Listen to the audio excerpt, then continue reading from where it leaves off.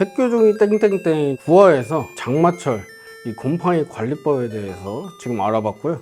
10화 내용이 어떤 건가요? 오늘 주제는 입주 청소. 어떻게 바로 아시네요, 그게. 제가 주제를 알려드렸었잖아요. 아, 굉장히 뻘쭘하네요. 입주 청소를 굳이 해야 되는 이유가 있을까요? 입주 청소에 대해서 궁금증을 좀 해소해 드리고자 세 가지로 한번 나눠봤습니다. 입주 청소를 왜 해야 되는가? 청소 그냥 대충 빨리 쓸고 딱 바로 이사하면 되지 않느냐 이렇게 생각하시는 분들이 많은데, 새 집 같은 경우는 분진 제거가 필수적으로 들어가야 되고요. 이사 청소 같은 경우는 곰팡이 제거가 무조건 필수적으로 동반되어야 됩니다. 집 내부에 있는 독성 물질을 무조건 제거하고 그 다음에 입주하시는 게 가장 좋은 방법이라고 할 수 있겠죠. 공실인 경우에도 청소가 필요할까요? 집 같은 경우에는 완전히 밀폐된 공간이 아니라고 생각해 주시면 좋은데, 배관도 먼지가 나오고 환풍기도 잔류된 먼지가 이렇게 나올 수가 있습니다. 그러니까 공실인 환경에서 그게 계속 나오게 됩니다. 그래서 항상 입주 청소는 필수로 진행하시는 것을 추천드리고 있어요.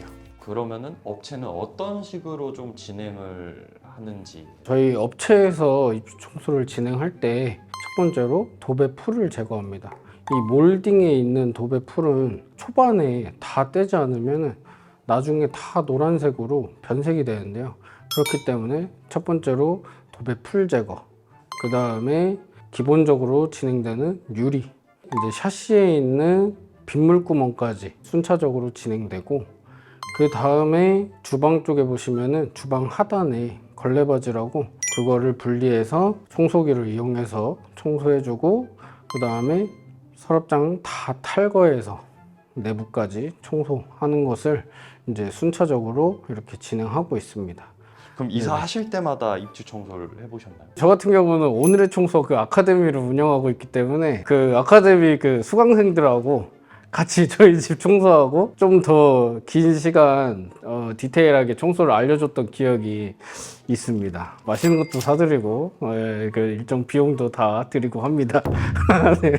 요즘에는 비교 앱이 있더라고요. 이사 날짜랑 방 크기를 올리면 청소 업체들이 견적을 계속 보내주더라고요. 어떤 기준이 있을까요? 두 번째로 중요한 내용입니다. 업체 선정 기준. 기준을 어떻게 잡아야지 올바른 업체를 선정할 수 있나?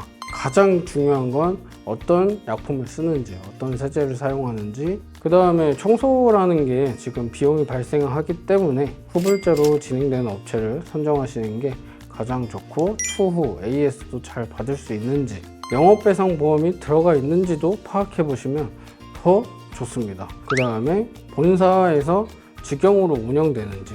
본사 직영이라는 것은 본사에 전화를 해서 팀장님을 배정받는 거지, 바로 팀장님한테 전화가 온다면 한 번쯤은 의심을 해보셔야 됩니다. 첫 번째로 친환경 세제 사용하는지, 후불제로 잘 지금 진행이 되고 있는지, 그리고 AS가 잘 되는지, 그리고 영업배상보험 있는지, 본사 직영으로 운영되고 있는지, 이렇게 5가지 체크해 주시면 좋은 업체 만나실 수 있습니다. 입주 청소를 할 때 추천드리는 옵션, 이거는 하면은 추천한다. 네. 신축 같은 경우는 저는 무조건 그 새집중은 추천드리고요. 가장 또 추천드리는 게 이제 화장실 줄눈 시공, 이렇게 2가지를 강력 추천드립니다. 새집중후군 같은 경우는 이제 배관지에 지금 안 좋기 때문에 아예 원천 차단해 버리는 것이 가장 좋잖아요. 줄눈 같은 경우는 한번 해놓으면 곰팡이가 생기지 않거든요. 아예 생기지 않으니까 관리적인 측면에서 줄눈 추천드립니다. 혼자 셀프로 하는 청소 팁이 있을까요? 저는 이제 적극 추천드리는 게 칫솔, 그 다음에 과탄산소다, 청소기, 밀대, 수세미, 이렇게는 필수적으로 가지고 계시고, 싱크볼하고 수전, 그리고 샤워 헤드, 이렇게 청소할 때는 수세미나 매직 블럭을 쓰면 안 됩니다. 그 매직 블럭도 이렇게 뽀송뽀송하게 이렇게 말랑말랑해도 연마제가 다 있어가지고 흠집이 많이 납니다. 수전 청소할 때는 걸레 이용해서 살살 닦아주시는 것이 흠집 안 나고 좋습니다. 저 화장실에 이제 배관이 있는데, 배관 청소 같은 경우는 그 안에 이제 오염 물질들이 굉장히 많고 냄새도 좀 심하게 나는데요. 과탄산소다 희석된 물을 한번 부어주시고 한 80도 정도 되는 뜨거운 물을 뿌려주시면서 흘려보내주시면 머리카락도 같이 쓸려서 내려갑니다. 악취 제거뿐만 아니라 아주 깨끗하게 청소가 가능합니다.